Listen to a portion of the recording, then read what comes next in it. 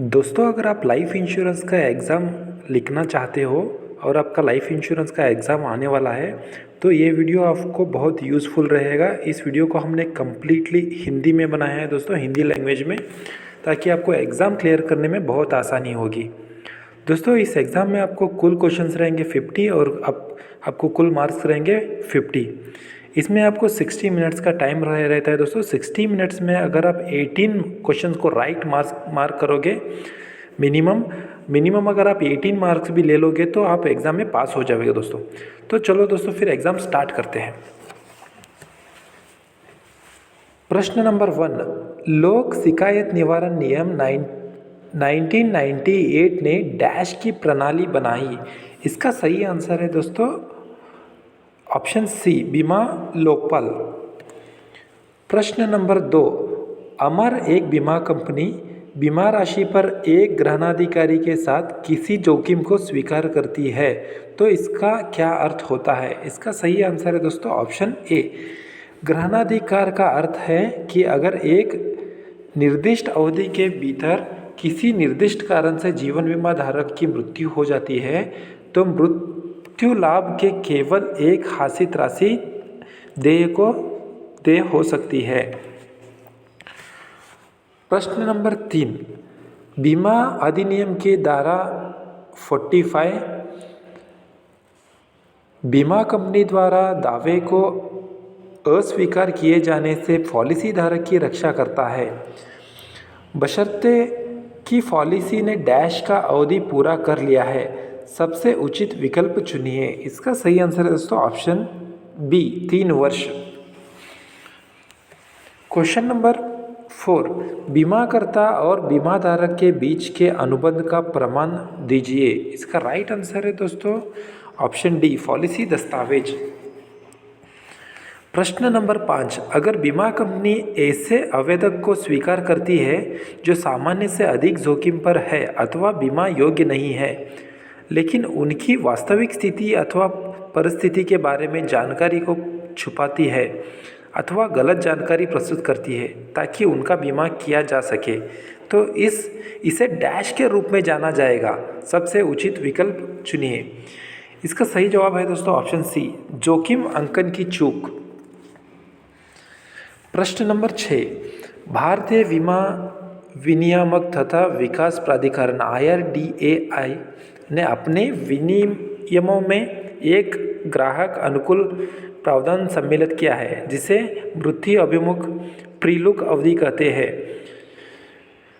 मुक्त अभिमुख प्रीलुक अवधि कहते हैं। इसका वर्णन कीजिए। ऑप्शन बी, मुक्त अभिमुख प्रीलुक अवधि बीमाधारक को एक राह और विकल्प उपलब्ध करती है जहां वह पॉलिसी पसंद नहीं होने पर उसे वापस कर सकते हैं। क्वेश्चन नंबर 7, अगर बीमा कंपनी पॉलिसी की अवधि के दौरान निर्दिष्ट अंतराल पर बीमाधारक को आवधिक भुगतान करती है तो ये भुगतान डैश के अनुसार किए जा रहे हैं।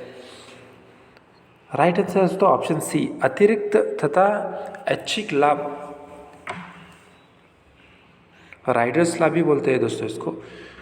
प्रश्न नंबर 8, एक जीवन बीमा कंपनी ने पॉलिसी अवधि के दौरान बीमाधारक को अस्पताल में भर्ती कराए जाने की स्थिति में बीमाधारक को उपचार की लागतों का भुगतान किया।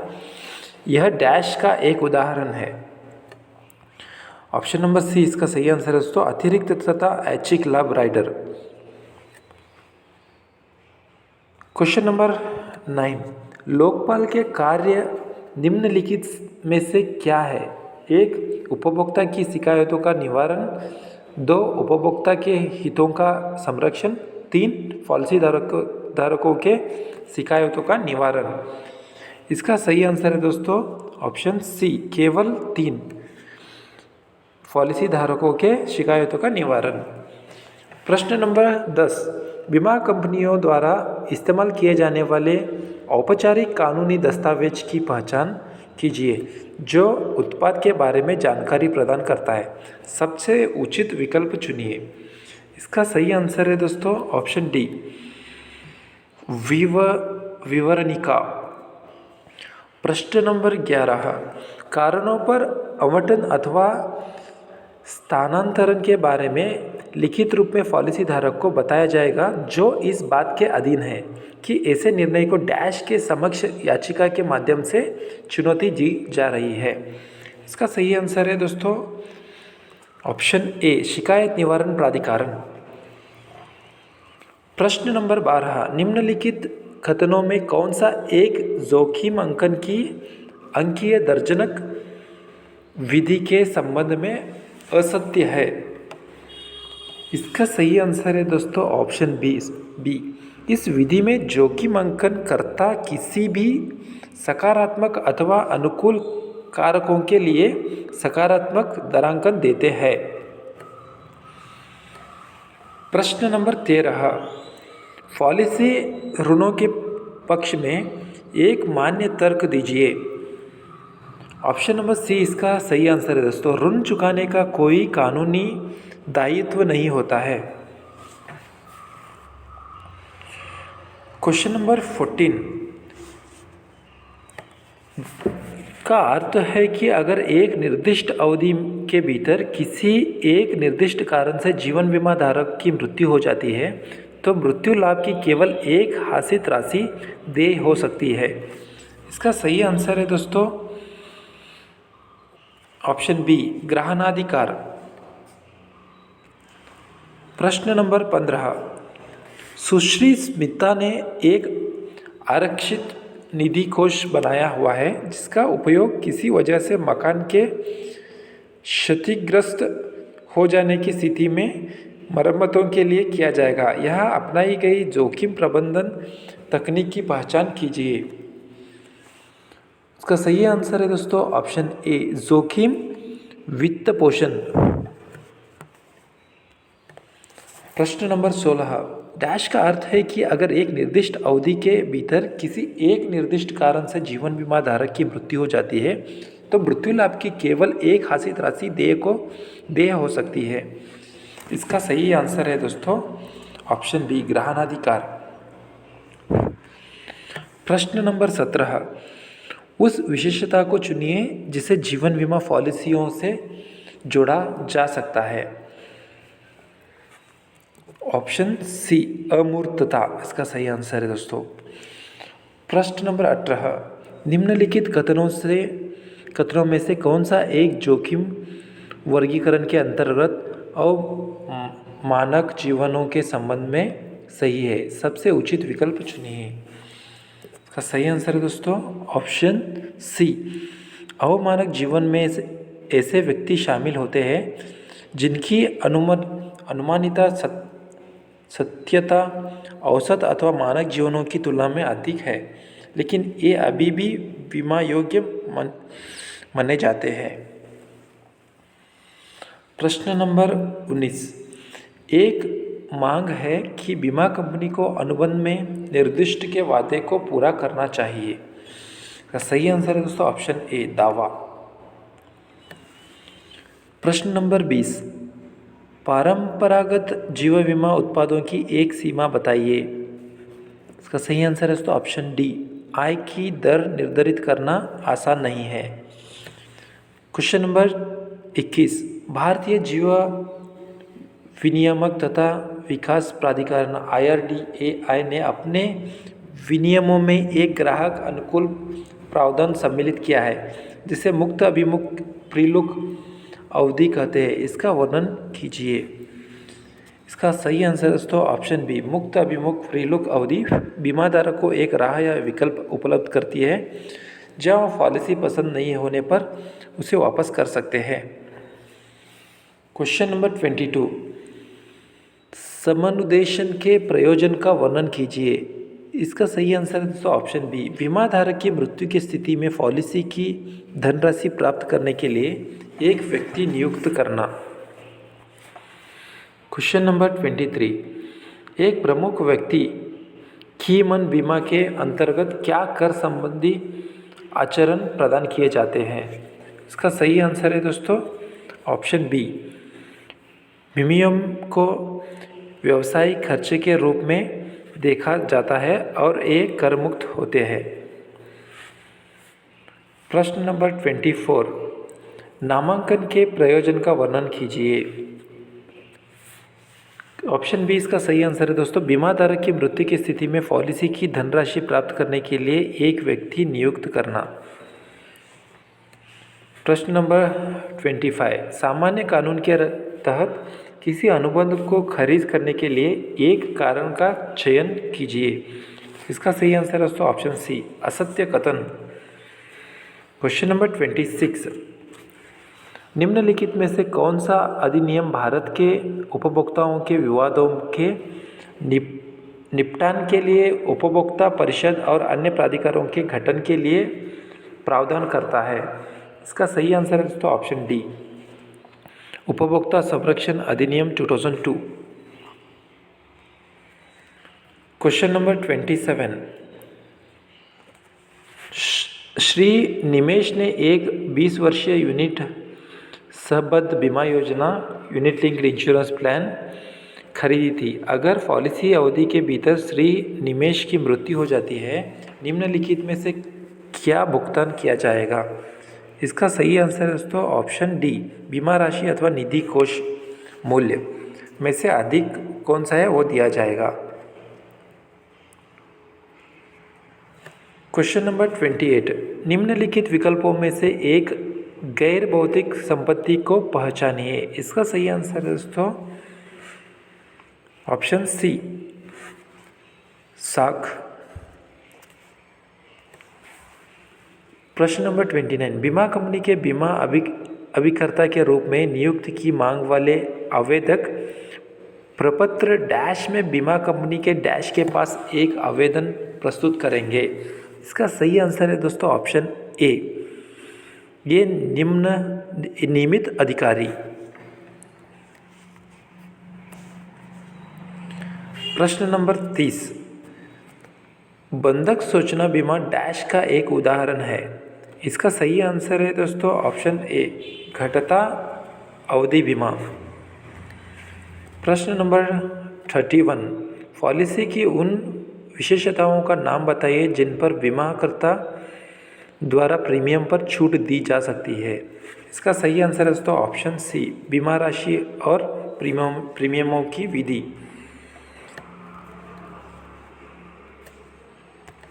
क्वेश्चन नंबर 32, निम्नलिखित में से कौन सी संस्था भारत में व्यक्तिगत अभिकर्ता के रूप में काम करने के लिए अनुज्ञप्ति जारी कर सकती है? इसका सही आंसर है दोस्तों ऑप्शन डी, भारतीय बीमा नियामक एवं विकास प्राधिकरण IRDAI। Question number 33, Shri Vijesh ने ABC बीमा कंपनी से एक 20 वर्षीय यूनिट सहबद्ध बीमा योजना यानी कि यूनिट लिंक इंश्योरेंस प्लान खरीदी है। अगर पॉलिसी की परिपक्वता से पहले श्री ब्रिजेश की मृत्यु हो जाती है तो बीमा कंपनी को डैश का भुगतान करना होगा। इसका सही आंसर है दोस्तों ऑप्शन डी, बीमा राशि अथवा निधि कोष मूल्य से अधिक देय होगा।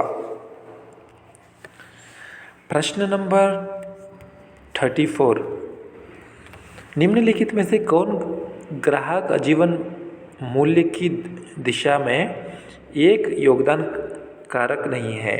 इसका सही आंसर है दोस्तों ऑप्शन डी, प्रत्याशित। क्वेश्चन नंबर 35, वर्तमान आय प्रवाह और व्यय प्रवाह का विश्लेषण करना डैश की संज्ञा से जाना जाता है। इसका सही आंसर है दोस्तों ऑप्शन बी, बजटीकरण। प्रश्न नंबर 36, जीवन की उस अवस्था को पहचानिए जब एक व्यक्ति अपनी दीर्घकालिक बचत की सराहना सबसे अधिक करेगा। इसका सही आंसर है दोस्तों ऑप्शन डी, सेवानिवृत्त पश्चात। प्रश्न नंबर 37, एक बीमाधारक डैश के तहत लोकपाल से संपर्क करके विवाद को हल कर सकते हैं। इसका सही आंसर है दोस्तों ऑप्शन डी, लोक शिकायत निवारण नियमावली। प्रश्न नंबर 38, निम्नलिखित विकल्पों में से एक अपरंपरागत जीवन बीमा उत्पाद की पहचान कीजिए। इसका सही आंसर है दोस्तों ऑप्शन बी, यूनिवर्सल वैश्विक जीवन बीमा। प्रश्न नंबर 39, बीमा अधिनियम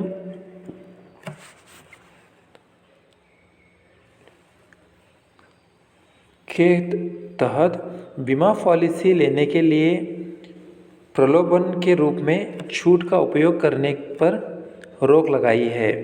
इसका सही आंसर है दोस्तों ऑप्शन बी। क्वेश्चन नंबर 40, सही कथन चुनिए। एक परिवर्तनीय जीवन बीमा पॉलिसी में मासिक अथवा वार्षिक प्रीमियम बीमा धारक की प्राथमिकता के अनुसार भिन्न हो सकता है। तो इसका सही आंसर है दोस्तों ऑप्शन बी। परिवर्तनीय जीवन बीमा एक स्थायी जीवन बीमा पॉलिसी है। क्वेश्चन नंबर 41, डैश का उल्लेख अभिकर्ता के रिपोर्ट में होना आवश्यक है, सबसे उचित विकल्प चुनिए। इसका सही आंसर है दोस्तों ऑप्शन ए। स्वास्थ्य की बातें, आदतें और पेशा, आय और परिवार का विवरण। क्वेश्चन नंबर 42, बीमा अधिनियम डैश को लागू हुआ था। इसका सही आंसर है दोस्तों ऑप्शन सी, 1 जून 1939।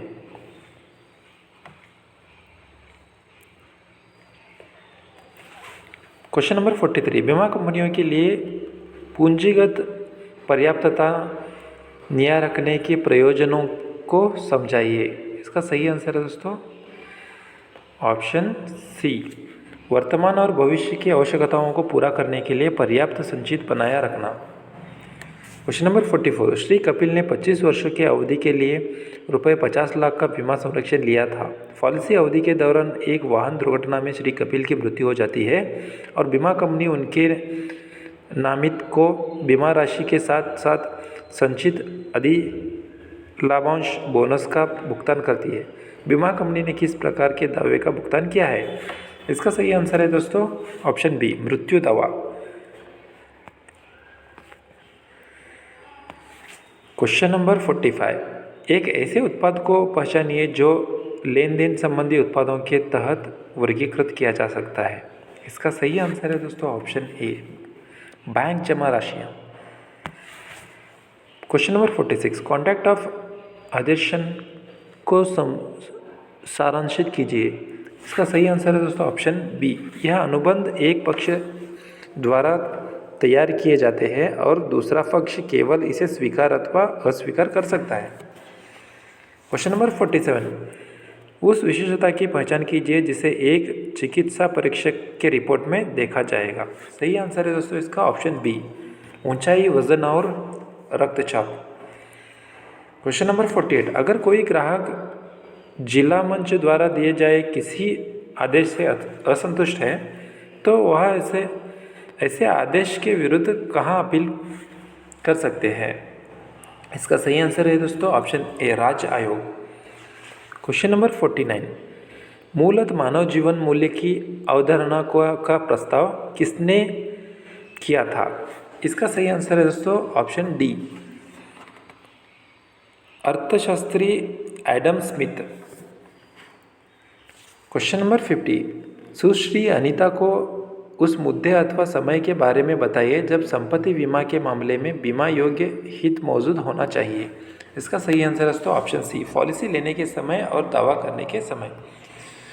दोस्तों अभी तक हमने 50 क्वेश्चंस को मार्क किया है। 50 क्वेश्चंस को मार्क करने के बाद आपके एग्ज़ाम में भी ऐसे ही आएंगे दोस्तों, मल्टीपल चॉइस ही आएंगे। आपको अगर हिंदी में एग्ज़ाम लिख रहे हैं तो आपको जो इंश्योरेंस के वर्ड्स रहेंगे बहुत टेक्निकल रहेंगे, आपको थोड़ा कन्फ्यूजन भी कर सकते हैं। तो आप थोड़ा समझ के सोच के उसको अच्छी तरह से रीड करके आप मार्क कीजिए। 50 क्वेश्चंस को आप मार्क करने के बाद सबमिट का ऑप्शन आता है दोस्तों ऊपर, उसको आप सबमिट करने के बाद आपका जो भी रिज़ल्ट है, जितने भी मार्क्स आपने पाए हैं वो आपके सामने आ जाएंगे। चलो फिर हम अब इसको सबमिट करते हैं और देखते हैं कि हमको कितने मार्क्स मिले हैं।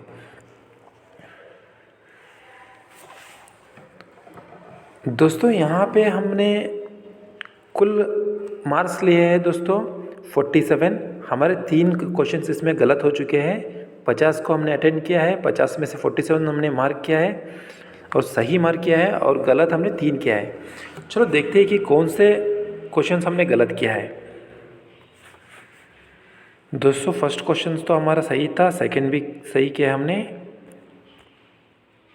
यहाँ पे देखिए दोस्तों 7th वन हमने गलत मार्क किया है।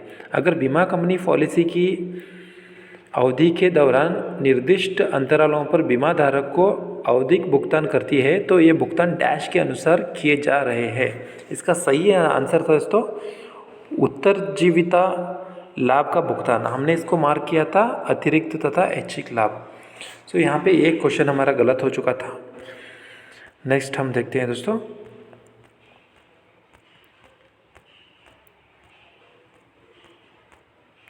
ये देखिए प्रश्न नंबर 22, समान उद्देश्य के प्रयोजन का वर्णन कीजिए। इसका सही आंसर दोस्तों पॉलिसी के अधिकारों को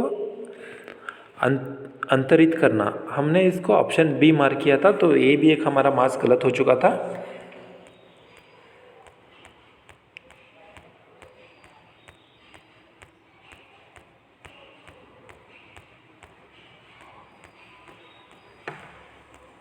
थर्ड वन जो हमने गलत किया था दोस्तों प्रश्न नंबर 49, मूलतः मानव जीवन मूल्य की अवधारणा का प्रस्ताव किसने किया था। इसमें हमने मार्क किया था दोस्तों अर्थशास्त्री एडम स्मिथ, लेकिन इसका सही आंसर था प्राध्यापक शुबनर इसका सही आंसर था। दोस्तों इस तरह से आपको एग्ज़ाम में क्वेश्चंस आएंगे और कंफ्यूज करेंगे, आप उसको अच्छी तरह से स्टडी करके आप अपने एग्ज़ाम को क्लियर कर सकते हैं। दोस्तों अगर आपको हिंदी में IC38 का बुक खरीदना है तो उसका लिंक भी हमने डिस्क्रिप्शन में दे रखा है, वहाँ पे आप जाके हिंदी का बुक परचेज़ करके वहाँ से आप इन डिटेल्स में IC38 का स्टडी कर सकते हैं। अगर आपको ये वीडियो अच्छा लगा है तो प्लीज़ लाइक कीजिए, और अभी तक आपने हमारे चैनल को सब्सक्राइब नहीं किया तो प्लीज़ सब्सक्राइब कीजिए। Thanks for watching this video. Thank you दोस्तों।